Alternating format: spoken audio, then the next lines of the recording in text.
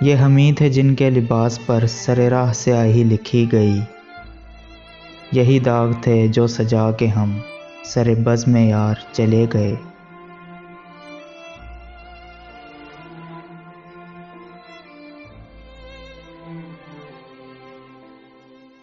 السلام علیکم، امید کرتا ہوں آپ سب خیریت سے ہوں گے۔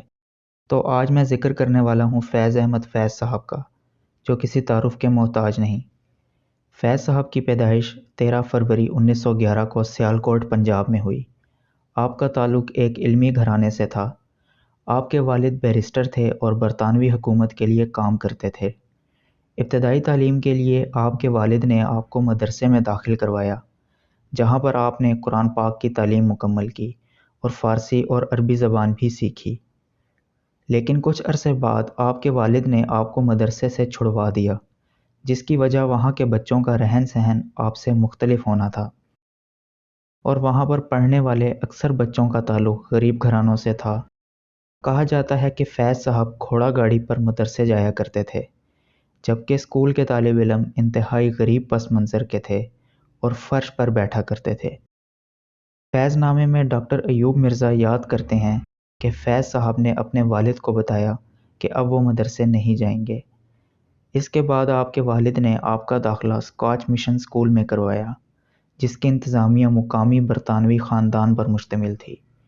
میٹرک کرنے کے بعد آپ نے مرے کالج سیالکوٹ سے انٹرمیڈیٹ کی تعلیم حاصل کی۔ یاد رہے کہ یہ وہی کالج ہے جہاں پر علامہ اقبال نے بھی تعلیم حاصل کی۔ سن 1926 میں آپ نے گورنمنٹ کالج کے fine arts and language department میں داخلہ لیا، جہاں پر آپ پروفیسر میر حسن اور پروفیسر پطرس بخاری سے بہت متاثر ہوئے۔ پروفیسر میر حسن علامہ اقبال کے بھی استاد رہے ہیں۔ سن 1926 میں آپ نے عربی زبان میں BA آنرز کی ڈگری مکمل کی، جس کے بعد سن 1930 میں آپ نے گورنمنٹ کالج میں داخلہ لیا اور سن 1932 میں انگلش لٹریچر میں MA کی ڈگری حاصل کی۔ اسی سال آپ نے پنجاب یونیورسٹی اورینٹل کالج سے عربی زبان میں ماسٹر کی ڈگری بھی مکمل کی۔ سن 1941 میں آپ نے ایلس فیض سے شادی کی، جو برطانوی شہری اور کمیونسٹ پارٹی آف UK کی ممبر تھیں۔ آپ کا نکاح سری نگر کے ایک مقام پیر محل میں ہوا۔ آپ کی شادی سے 2 جڑواں بیٹیوں کی ولادت ہوئی، جن کا نام سلیمہ ہاشمی اور منیزہ ہاشمی رکھا گیا۔ 1935 میں آپ نے اورینٹل کالج امرتسر میں ملازمت اختیار کی اور وہاں پر انگلش اور برٹش لٹریچر میں بطور لیکچرار خدمات انجام دیں۔ 1937 میں آپ دوبارہ لاہور آ گئے اور ہیلے کالج میں معاشیات اور تجارت کے لیکچرار کے طور پر خدمات انجام دیں۔ 1936 میں آپ نے ادبی تحریک میں شمولیت اختیار کی اور پہلے سیکرٹری مقرر ہوئے۔ سن 1938 میں آپ کا ماہنامہ میگزین ادب لطیف شائع ہوا اور آپ اس کے چیف ایڈیٹر تھے۔ سن 1941 میں آپ کی پہلی کتاب نقش فریادی شائع ہوئی۔ سن 1947 میں آپ نے پاکستان آرٹس کونسل میں شمولیت اختیار کی۔ سادہ اور بے چین زندگی گزارنے کے باوجود آپ کا سیاسی نظریہ اور شاعری امر ہو گئی۔ 1962 میں آپ کو لینن نوبل پرائز سے نوازا گیا۔ لینن نوبل پرائز کو نوبل پیس پرائز کے برابر سمجھا جاتا تھا۔ لینن نوبل پرائز نے آپ کے مرتبے میں اور بھی اضافہ کیا۔ 20 نومبر 1984 کو لاہور میں آپ کا انتقال ہوا۔ الحمرا آرٹس کونسل میں ہر سال آپ کے نام سے ایک تقریب منعقد کی جاتی ہے، جہاں پر پاکستان اور ہندوستان بھر سے ادیب، لکھاری، فنکار اور صحافی شرکت کرتے ہیں۔ اگر ویڈیو پسند آئے تو لائک کریں اور چینل کو سبسکرائب کریں۔ آخر میں فیض صاحب کی ایک نظم آپ کی سماعتوں کی نظر۔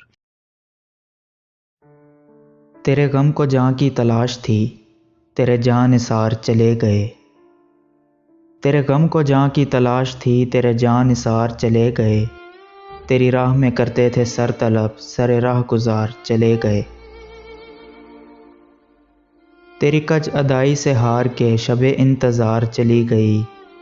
میرے ضبط حال سے روٹھ کر میرے غم گسار چلے گئے۔ نہ سوال وصل نہ عرض غم، نہ حکایتیں نہ شکایتیں۔